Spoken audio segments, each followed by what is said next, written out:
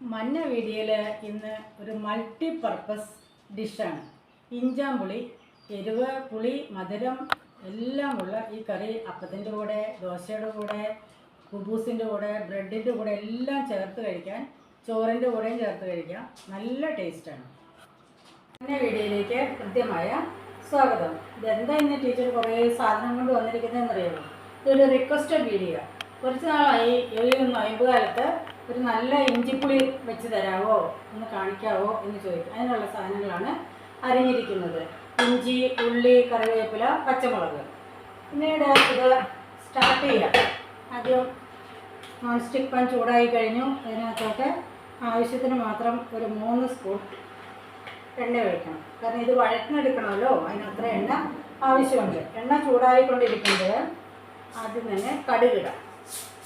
കുറച്ച് കടുക്, ഒരു ചെറിയ സ്പൂൺ കടുക് മൂത്ത് കഴിഞ്ഞാൽ അടുത്തതായിട്ടിടേണ്ടത് ഉലുവ. കടുക് പൊട്ടി തെറിച്ചു തുടങ്ങി. കേൾക്കാലോ ശക്തം പടപടപടപടാന്ന്.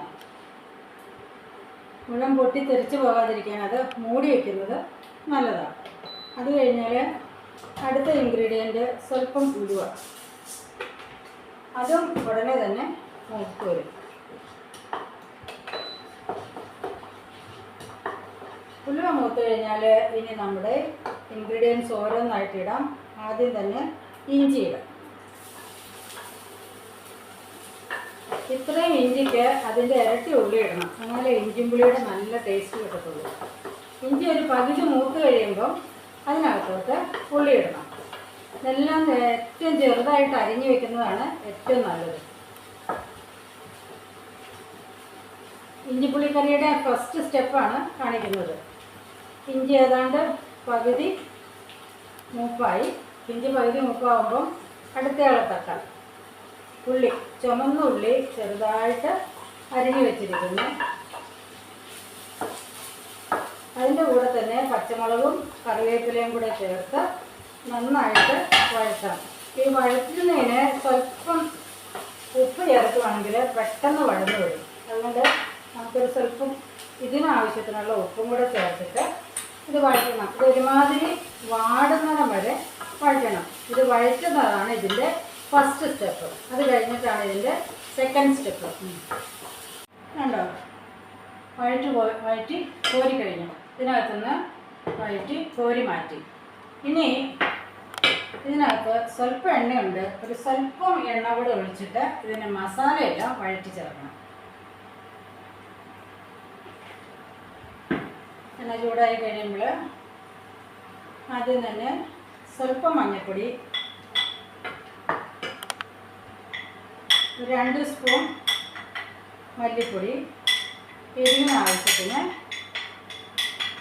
കാശ്മീരി മുളക് പൊടി, ഇത്രയും ചേർത്ത് ഒന്ന് വഴറ്റണം. എണ്ണ പോരാൻ തോന്നിയാൽ സ്വല്പം എണ്ണ കൂടെ ഒഴിക്കാം.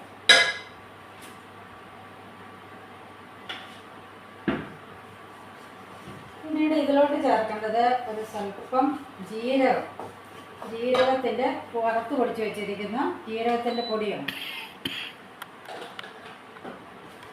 ഇത്രയും ചേർക്കുന്നതോടുകൂടി മസാലകൾ മൂത്ത് കഴിഞ്ഞു. ഈ മസാല മൂത്ത് കഴിഞ്ഞാൽ ഇതിനകത്തോട്ട് നമ്മൾ വറുത്ത് വെച്ചിരിക്കുന്നത് ചേർത്ത് ഇളക്കണം. ഇതാണ് ഇതിൻ്റെ സെക്കൻഡ് സ്റ്റെപ്പ്. മസാല ഇതിനകത്ത് കിടന്ന് നന്നായിട്ട് ഇഞ്ചി, ഉള്ളി എല്ലാം മസാലയിൽ ചേർന്ന് കഴിഞ്ഞു. കാണാലോ, നന്നായിട്ട് ചേർന്നു. മൂക്കും പാകമാണ്. ഇനി അടുത്തതാണ് ഇത് കോൽപ്പുളി അല്ലെങ്കിൽ വാളംപുളി. അത് പിഴിഞ്ഞ് വെച്ചിരിക്കുന്നതാണ്. അത് ഇതിനകത്തോട്ട് ചേർക്കണം. പുളിക്ക് മാത്രം ചേർത്താൽ മതി. നല്ല തിളപ്പിച്ചാറിച്ച വെള്ളമുണ്ട്, അതും കൂടി ചേർത്ത് ഇതിനകത്തേക്ക് ആവശ്യത്തിന് പുളി പിഴിഞ്ഞ് വയ്ക്കാം. പുളി ചേർത്ത് നന്നായിട്ട് ഇളക്കണം.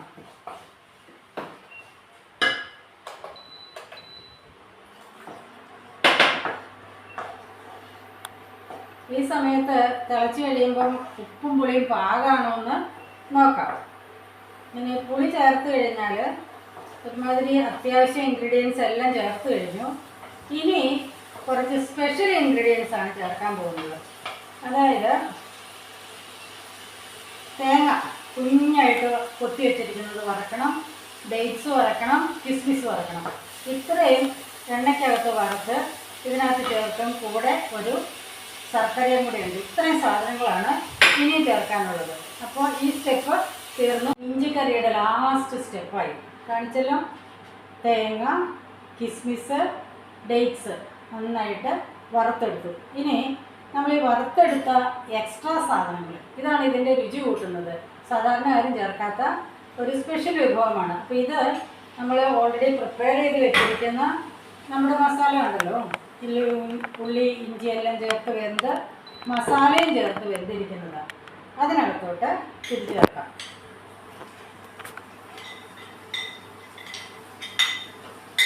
അതിനുശേഷം ഇനി ഇതൊന്ന് ഇളക്കി യോജിപ്പിക്കണം. ലാസ്റ്റ് സ്റ്റെപ്പാണ് കേട്ടോ.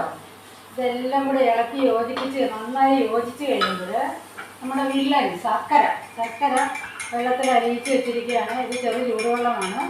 അപ്പോൾ ഇതും കൂടെ ഇതിനകത്ത് ഒഴിച്ചിട്ട് തിളപ്പിക്കാം.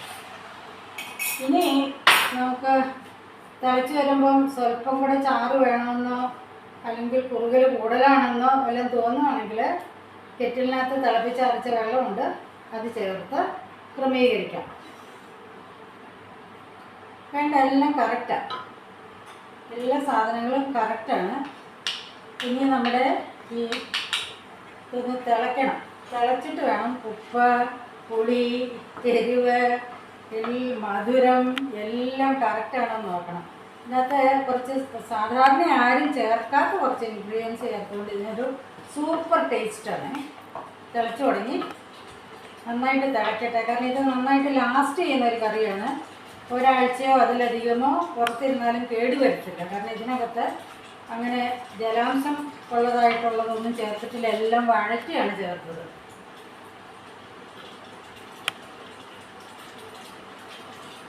ടേസ്റ്റ് ചെയ്ത് നോക്കട്ടെ. സൂപ്പർ. എരിവ്, ഉപ്പ്, പുളി എല്ലാം ഉണ്ട്. നിങ്ങളൊന്ന് ഉണ്ടാക്കി നോക്കണേ. But not the least. കണ്ടോ, നമ്മുടെ കായം ഇതിനകത്തേക്ക് ഇടണം. തിളച്ചുകൊണ്ടിരിക്കുമ്പോൾ ആ കായം അതിനകത്തിട്ട് കായം അതിൻ്റെ കൂടെ ചേർന്ന് ഇഴുകി നല്ല ടേസ്റ്റ് ആയിരിക്കും.